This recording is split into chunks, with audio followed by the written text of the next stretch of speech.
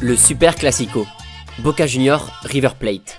Deux clubs qui se détestent dans la passion, qui nourrissent la rivalité des clubs argentins et qui s'affrontent chaque année dans une atmosphère bouillante et incomparable, et ce depuis près de 90 ans.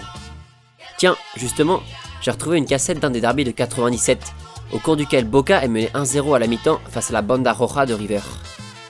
Diego Armando Maradona, qui jouera ce jour-là son dernier match professionnel, est alors remplacé par un gamin qui commence à faire parler de lui à travers la capitale argentine pour son incroyable talent balle au pied. Ce gamin va renverser le match à lui tout seul et inscrire à jamais un nom dans l'immense histoire du derby argentin. Ce nom, c'est celui de Juan Román Riquelme.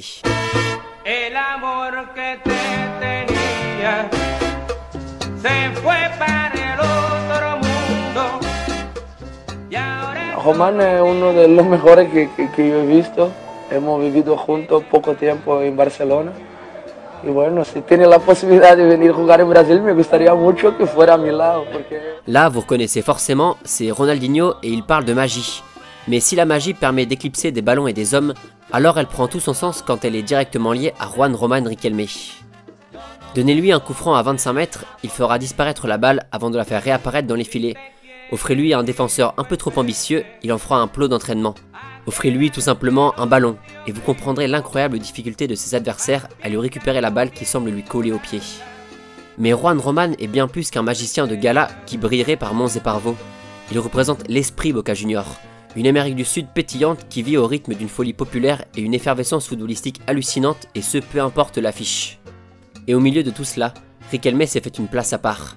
Une place acquise après avoir enchanté la Bombonera pendant près de 13 saisons cumulées, par un ensemble prodigieux de dribbles, de coups francs et de passes millimétrées, mais surtout par l'amour et l'attachement du joueur pour le club rival de River Plate. Avec le maillot or et bleu sur les épaules, l'Argentin a tout remporté avec brio.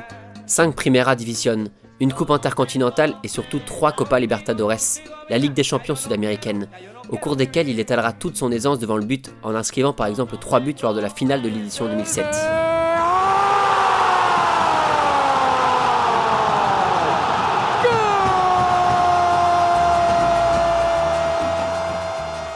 10 ans plus tôt, Riquelme débarque dans le championnat argentin à tout juste 18 ans et ne va mettre qu'une dizaine de matchs pour s'installer dans l'effectif de Boca Juniors. En 2000, son équipe affronte le Grand Real Madrid en finale de coupe intercontinentale. Les Galactiques de Figo, Casillas, Raúl, Fernando Hierro et Roberto Carlos qui vont apprendre à connaître le meneur de jeu sud-américain. Le milieu de terrain madrilène en verra ce jour-là de toutes les couleurs devant la démonstration technique et stratégique de Riquelme qui portera son équipe à la victoire 2-1 face au Real grâce à un doublé de Martín Palermo. Le Real Madrid une fois, le Real Madrid deux fois. Oui, parce que Juan Román Riquelme est avant tout un paradoxe. Le paradoxe d'un joueur qui n'a pas réussi à faire sa place au Barça en 2002, mais qui restera éternellement dans les mémoires du sous-marin jaune de Villarreal. Ses larges épaules soulevant son imposant 1,82 m ont porté le club de la Castellón en Liga et sur la scène européenne, en Ligue des Champions, jusqu'à une étonnante demi-finale lors de l'édition 2005-2006. Mais l'histoire est parfois cruelle et elle sera terrible ce soir-là, quand Riquelme ratera son penalty pour envoyer la rencontre en prolongation face aux Gunners d'Arsenal. Une finale de Ligue des Champions ratée, une désillusion immense, le proclamé meilleur joueur étranger de la Liga 2004 ne s'en relèvera pas et quitte ses fonctions de commandant de bord del Submarino Amarillo, le sous-marin jaune espagnol, avec qui il aura accumulé 45 buts et 46 passes décisives en un peu plus de 3 saisons. Mais alors, que reste-t-il vraiment de ce génie dont la nonchalance agaçait quelque peu l'Europe et l'Espagne, dont le talent sans limite n'a jamais vraiment séduit le vieux continent? Il lui reste alors sa famille, la vraie, l'Argentine, Boca Juniors, dont le retour en prêt en février 2007 ne sera que la préface de son véritable rachat quelques mois après. Entre-temps, il décrochera sa 3e Copa Libertadores avec la tunique or et bleu en juin 2007, avant de prolonger son contrat en 2010, de prendre sa retraite en 2012 et de finalement poursuivre l'aventure jusqu'en 2014 dans la capitale argentine. Comme beaucoup de joueurs dans l'histoire, Riquelme aurait pu craquer face aux tentations financières des clubs du Qatar, de Chine, d'Arabie Saoudite ou des États-Unis, mais preuve de sa formidable fidélité, Juan Román revient dans le club de ses débuts professionnels, les Argentinos Juniors, accueillis par des fans en délire total face à l'un des plus grands joueurs de leur histoire. El Último Diez, comme il était surnommé, joue une quinzaine de matchs et s'en va pour de bon, laissant derrière lui une empreinte gigantesque en Amérique du Sud, mais plus mitigée sur le sol européen, une carrière en club très riche mais des performances en sélection limitées par ses confrontations successives avec Diego Armando Maradona. Tiens, l'Albi Céleste, parlons-en justement.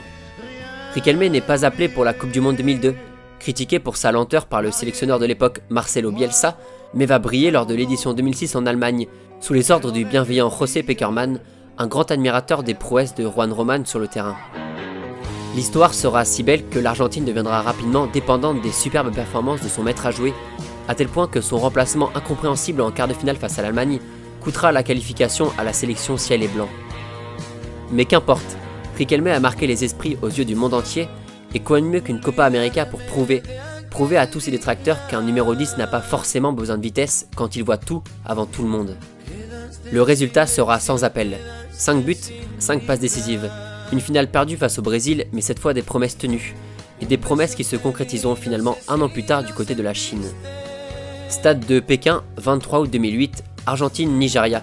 Une finale de Jeux Olympiques qui verra l'Albiceleste l'emporter et Riquelme connaître son plus beau moment avec la sélection nationale qu'il quittera en 2009 après un nouveau conflit avec le nouveau sélectionneur Diego Maradona.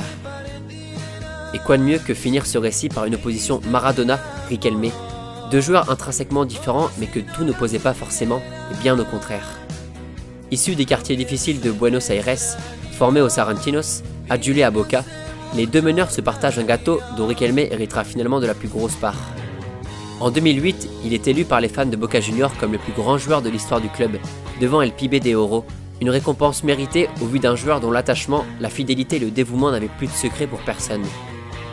Riquelme avait quelques défauts, c'est vrai, mais il respirait le football, un football construit autour d'une maîtrise parfaite du cuir, d'une vision du jeu fantastique et d'une protection du ballon à rendre fou n'importe quel adversaire. Si son nom ne ressort pas souvent dans la liste des plus grands tireurs de coups francs, Juan Román était une arme redoutable sur cet exercice, en inscrivant des dizaines de buts sous les couleurs de Boca, de Villarreal et des Argentinos Juniors. Riquelme, c'est aussi et surtout un surnom mythique, El Último Diez, le dernier des numéros 10, un clin d'œil remarquable au style de jeu plus lent du meneur ou ailier argentin, dans la droite lignée d'un numéro sacré au pays des Campes, Maradona, Ortega ou même Léo Messi aujourd'hui. Les critiques sur sa nonchalance et son palmarès limité, le joueur les a toujours écoutées, comprises, entendues, mais il préférait les esquiver comme il esquivait les défenseurs, avec facilité, classe et élégance, l'Argentine dans toute sa splendeur. Son passage européen n'a jamais entaché sa popularité immense en Amérique du Sud et en Argentine, en témoigne la construction d'une statue à son effigie au musée du club, qui n'a visiblement pas laissé indifférent le prodige argentin. Jamás me imaginé que iba a vivir un día como el de hoy, que voy a estar de por vida en este club que amo y es gracias a ustedes, ¿no? Ajá.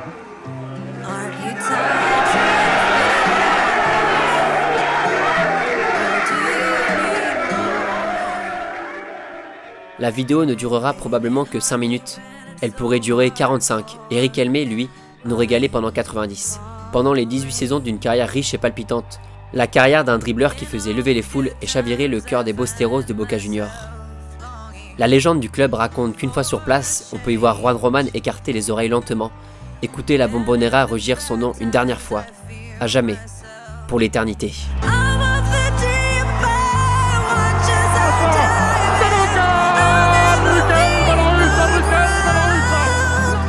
Riquelme, nací el 24 de junio de 78 en Buenos Aires, juego de número 5 en argentino y mi sueño es jugar en la selección argentina.